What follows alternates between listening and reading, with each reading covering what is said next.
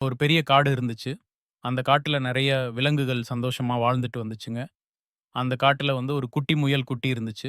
அது பார்க்கறதுக்கு ரொம்ப சின்னதா, மெதுவா ஓடுற மாதிரியும் இருந்துச்சு. மத்த முயல்கள் எல்லாம் ரொம்ப வேகமா ஓடும். ஆனா, இந்த குட்டி முயல் மட்டும் கொஞ்சம் மெதுவா தான் ஓடும். அதனால சில நேரம் மத்த முயல்கள் எல்லாம் இத கிண்டல் பண்ணும். ஒரு நாள் காட்டுல ஒரு பெரிய போட்டி வந்துச்சு.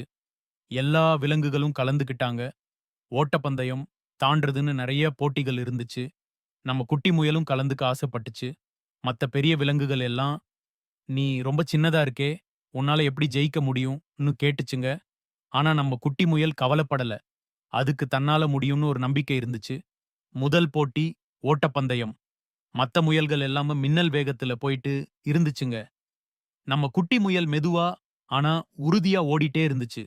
அது கீழ விழுந்தாலும் திரும்பவும் எழுந்து ஓடுச்சு. அடுத்தது தாண்டுற போட்டி. பெரிய பெரிய விலங்குகள் எல்லாம் ரொம்ப உயரமா தாண்டுச்சுங்க.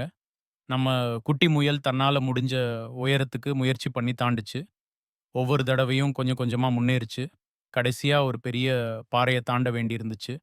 நெறைய விலங்குகளால அந்த பாறைய தாண்ட முடியல. நம்ம குட்டி முயல் ஒரு நிமிஷம் யோசிச்சுச்சு. அப்புறம் முழு பலத்தோட ஒரு தாண்டுச்சு. ஆச்சரியமா நம்ம குட்டி முயல் அந்த பாறைய தாண்டிடுச்சு. மத்த விலங்குகளுக்கு ஒரே ஆச்சரியம். சின்னதா இருந்தாலும் தன்னம்பிக்கையோட முயற்சி பண்ணா எதையும் ஜெயிக்க முடியும்னு அந்த குட்டி முயல் காட்டிடுச்சு. இந்த கதையில இருந்து நாம என்ன தெரிஞ்சுக்கிறோம்? நாம சின்னவங்களா இருந்தாலும் சரி, பலவீனமா இருந்தாலும் சரி, நம்ம மேல நம்பிக்கை வச்சா, எந்த பெரிய விஷயத்தையும் நம்மளால சாதிக்க முடியும். தன்னம்பிக்கை தான் நம்மளோட உண்மையான பலம்.